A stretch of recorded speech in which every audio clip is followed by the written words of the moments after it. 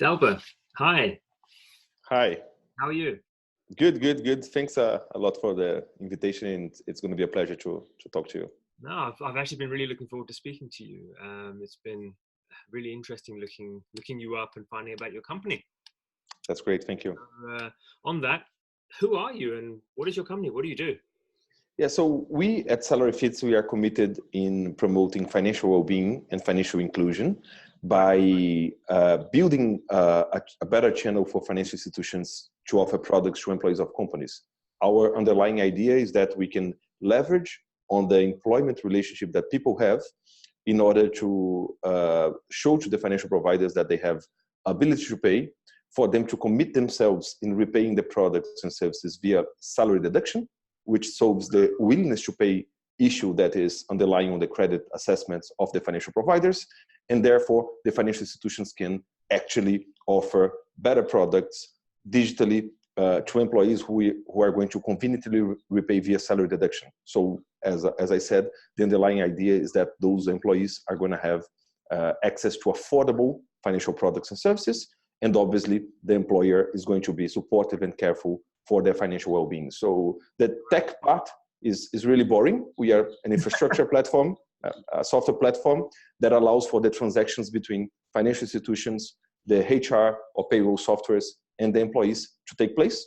Yep. We automatize the processes, but at the end of the day, we are actually improving the lives of more than 4 million families right now in the countries that we are operating. So you're actually supporting 4 million families right now. That's very, very impressive. Yeah. And with a pool of products that range from loans, insurance, pension schemes, investments, health insurance, so on and so forth. It's important to emphasize we are the infrastructure providers. We never provide the product ourselves. We partner with different financial institutions, and those guys are the ones offering the products to the employees on the other end of the equation. Really interesting, fascinating. So, coming up with this sort of idea is not an easy one for people to do. It takes, a certain type of mind to do that. What inspired you to start this company and be a CEO? Yeah, so the story goes a bit behind on our case. The company was founded 18 years ago in Brazil. Right. The name of the company is Zetra. It was founded by Renato, who is the chairman of the company right now and quite active on its international expansion. And the company was created to solve a specific issue with the sort of salary deducted loans that were being created in Brazil at that time. Mm-hmm. So initially, the company was created to solve a specific task. And obviously, as time has passed, we were getting a sense of what the company was actually doing. So in the past, we had the boring description of our company as a platform that would support the management of payroll deductions, which doesn't make any sense. But then we sort of understood that our actually value proposition is not only managing the transactions, but actually enabling consumers to have access to fair finance. And from that moment on, we obviously expanded the range of the platform to include other products other than loans. And then we got to insurance, pensions, investments, so on and so forth. And at that time, it was 2013, 14, we sort of decided to take this internationally. So actually, I was really hands-on involved on the creation of SalaryFits itself, as it is a spin-off of the Brazilian entity that approached markets such as Mexico, UK, Portugal, Italy, and India, which we are right now. And personally speaking, what inspired me was actually the fact that in my previous life as a consultant, I'm an attorney, a lawyer, doing M&As and I was doing M&As and tech companies in the past. And I sort of saw that this was really a unique opportunity to solve a real problem, to get involved in day-to-day activities. Obviously, I have some academic background that would allow me to do that as well. And here I am. I sort of flipped coins, made the decision quickly and moved to UK to start the whole company. So Amazing. It was a mix of spotting the right opportunity, but pretty much getting inspired by what we could do. Right. I mean, in that journey, that sounds like an amazing journey. You must have sort of met lots of people and had lots of conversations along the way. Was there any individual that inspires you or inspired you to sort of say, you know what, this is something that I can do and I'm going to go and solve this problem and help people? Was there an individual that sort of helped you along that journey? I mean, talking about one particular individual is always something that is... Maybe it's a group of people. Yeah. I think that's a better one because I would say that on the top end of that pyramid, there would be my family, my parents, my father and my mother. My father was a guy who worked for quite some time for Fiat, which is the car manufacturer in Brazil, the biggest there. He was also an attorney by academic background, but has been working with tech since 1970s and since he was early graduated until his retirement. And he was one of the management executives of Fiat on the IT sector. But most importantly, what inspired me the most was the fact that they were all about family, friends, and I do believe that business has to be good, business has to be profitable, but it only makes sense with purpose. And those guys were the ones giving me the purpose. My grandma, the mother of my mother, my grandfather passed away. She had 13 children, 13 children, and she had to take care of them. She was poor. She lived on the countryside of Brazil, and those sort of tough people who get things done but do not lose the passion and the love for each other are the ones inspiring me. So I would say that I'm more inspired by those sort of examples, and obviously by hugely successful businessmen as well. Obviously, everyone wants to have a very successful business that change people's lives, but I take inspiration more from home rather than from social media. No, that makes sense, and I respect that a lot. Like coming from that sort of background, having those life experiences would actually can clearly be seen as very motivational and sort of pushes you to sort of do something better. So, I mean, you're obviously in the UK now, and you got this amazing company. You've done all these things. I want to find out a little bit about you now, because we've spoken a little bit about the company. So, what do you do when you're not working? I mean, for an outsider, I would say that my life is pretty boring. I have 2 daughters. Everyone says that. Yeah, one is 4 years old. The other one is roughly 1.5 years old. And my wife moved along from Brazil with me to London. And it's pretty much about, again, family and friends. We love to gather together at our home, cook something, go to a park and enjoy the many different cities that London can be. So either if we go along, me and my wife by ourselves, or if we go out with our children, the interesting part of London is that you can sort of pick and choose which sort of city you would like to live in. Sure. And we get a bit of each, I would say. So it's all about family and friends. Get a good mix. That's nice. That's nice. Do you get out of that? I imagine you probably read a lot as well because of like the experiences, and then with the family time. Usually, I speak to lots of CEOs, and they always say we read a lot. And do you have an extensive reading list as well? Yeah, I quite like to read. I like per se literature a lot. Since early days, my mother loved that, and I sort of took this from her. And I'm quite in the mood, I would say, if I can say like that, of reading biographies.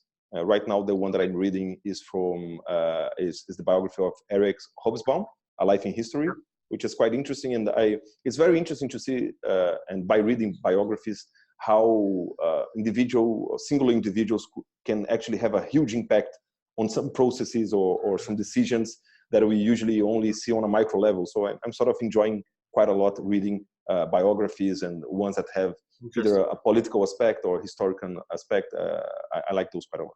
Are we going to see your biography out in the books as well soon? I don't think so. I'm too boring to that. No, I don't think that's true. But certainly SalaryFits is we're going to hear more and more of SalaryFits, I believe.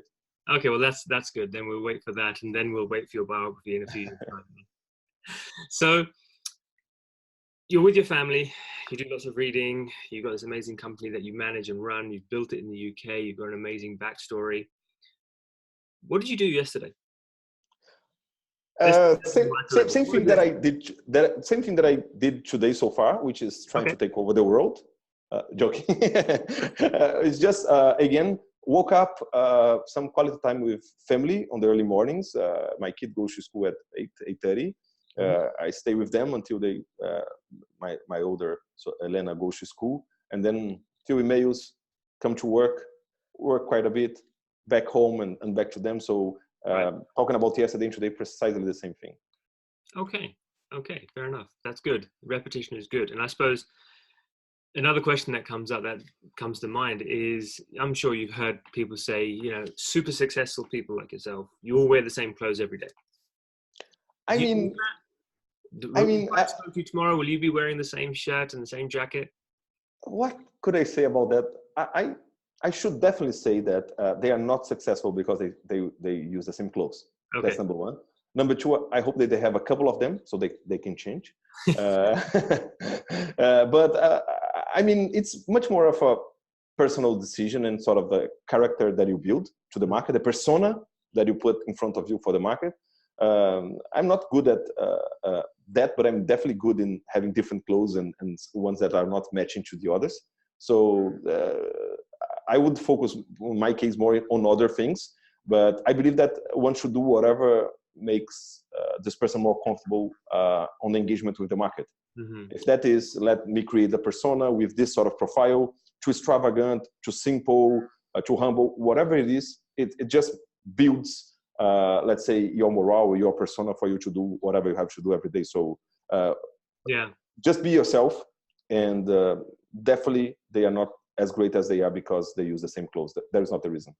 I mean, that's really interesting because that's how it's often portrayed. You know, like we read these books, for example, you read a blog post or an article, and it's always like 5 habits that super successful people do. I mean, someone sent me one yesterday saying, Zeeshan, you should do what Warren Buffett does and you'll be like him. And I'm like, I don't know if I'm going to be able to do all these things just because he does it. That means I'm going to become a multi-billionaire. Great, because I'm going to start doing 5 things into my life. Yeah, and that's interesting because that goes also against the whole system. I mean, if everyone does the same things, in the current setup, not everyone is going to be a billionaire. It's not because of that. Exactly. I mean, obviously you can, having routines, having processes can help you to achieve goals. But the first thing you need to see is, what are my targets? What are my goals? What do I need to do to get to them? And Steve Jobs was not, to get a usual example, Steve Jobs was not a genius guy because he used the same clothes. By the way, he started doing that later on in his life. So that's not the point. It's all about, I mean, you should get, I strongly believe in working a lot, in being dedicated, in having focus. All of those things are right. The rest is a bit of, let's say, some personas that that different guys put in front of themselves and try to correlate their success to that. I don't agree with that. Interesting. Don't believe in that, I would say. No, that's fair enough. It makes sense. I mean, a lot of people sort of read these things and really take it to heart, and they're like, I'm going to start doing these things. And some people, there's other more important things, just some things that you're saying. Yeah, and just one last one about this, fairly quickly. Sometimes they say, okay, Steve Jobs did that, for example, or Barack Obama, because I read those as well. He sort of used the same clothes because he didn't have to make a decision when he started the day, so he could save more room. That might be interesting, but I can save my decision-making, let's say, calls by not choosing any clothes at all. So I just get there, get whatever I want, and I'm at the same place as they are. So that's fair enough. Do whatever you want. That kind of makes sense. Okay, let's talk a little bit about your company for a second, if you don't mind, because we're talking about sort of like work. Sorry, we're talking about work and the mentalities of that. And you just mentioned something interesting. Don't have to pick at all. And to me, I mean, I'm in marketing, so people always say to me, creativity. You always have to be creative in marketing. You have to do something new and different, like that. That image that you've got behind you, the painting. Someone's going to turn around and say that's beautiful, and someone will say, nope, I hate it. And then creativity is from that, it's subjective. Yeah. In your organization, you've already said that, you provide technology and there's processes that are in place and it's working very well. You're helping a lot of people. With the team that you have based here in London, how do you promote creative thinking within the organization to help people feel like they're part of the organization so they can actually bring their own thoughts, their own ideas to the table, and hopefully they get implemented? Yeah, first of all, I think that having an environment that incentivizes creativity is something that is way more linked to the culture of the company rather than of one person's input on the other end. So obviously that having someone who is a bad manager or a bad person on the environment can affect the environment, but it's way more about the culture of the company rather than anything else. And that being said, I think that the key element for that is a couple of things. We have to share the same, let's say, background and assumptions. First assumption, we should respect each other's opinion. It doesn't mean that we have to agree with each other's opinion. And we have to have an environment that is good enough for someone to respectfully tell the other that they don't like something and why they don't like something. And these guys could engage, discuss, and get to a minimum level agreement. Sometimes they are not going to agree with each other, and that's part of life, and that's how it should be. So we have to respect. We have to be able to say, no, I don't agree. So we have to respect differences. But most importantly, everyone giving their own opinion should definitely put time and effort in thinking about things. There is no creative mind without an effort. That's another thing that, as a general rule, I don't believe in. You're not going to have a great idea if you do not put some time and effort and some thought on it. You can have an insight, and that's one thing. Turning an insight into a great idea and then into something that is going to make a difference, that takes a lot of time, a lot of effort, a lot of resources. So if we sort of join forces and we have respect, we have the ability to discuss and have different opinions, and most importantly, if we dedicate ourselves to make something happen, that's where I believe that we are going to find the most creative ideas. Really interesting. Really interesting. I mean, it clearly shows that, you actually manage that, and your company's doing well. So it sounds hopefully that's good. And I mean, I'm not going to take up too much more of your time. I've just got one final question that I like to end on usually, and it's about the future generation. And if you've seen any of the other videos that I've done, interviews I've done, I tend to finish with this question. Is, with your knowledge and experiences that you've had, there's lots of people out there who are like, I want to be a CEO. I want to start my own company. If you're in a room today with like a bunch of 15-year-old kids who are saying, what can you give us? What information, what advice can you give us? Because we want to be like you when we grow up. When we start, we want to go out and be a CEO. What would be that one piece of advice that you say to them? Say, kids, this is what you should remember. I would say work hard, and working hard has an assumption, which is you should believe on what you're going to deliver. You should buy it. You should be the biggest enthusiast of it. Second, think more on the problem that you are solving rather than anything else. What do you want to build or to deliver to the world? And because I don't think that a person that wants to be a CEO because they want to be a billionaire, they're going to have the easiest path to get there. I strongly believe that people should be purpose oriented, and then the rest will follow if they really solve a problem, So think more about what you want to do, what value you want to add, and then the rest is going to come over. And by the way, just adding on that, everyone now wants to be involved on a unicorn, on a big company, on a company that is worth more than $1 billion or pounds. I'm happy with a semicorn. If I get half of that, that's fine enough.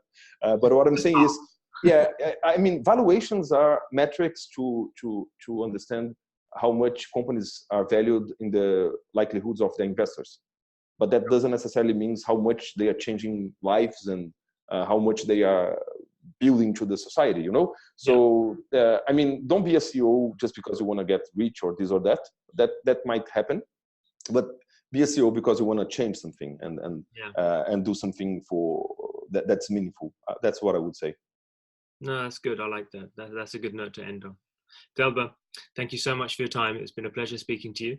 And I quite appreciate and thank you very much. No, it's been fantastic. Thank you so much for your time. Have a lovely day.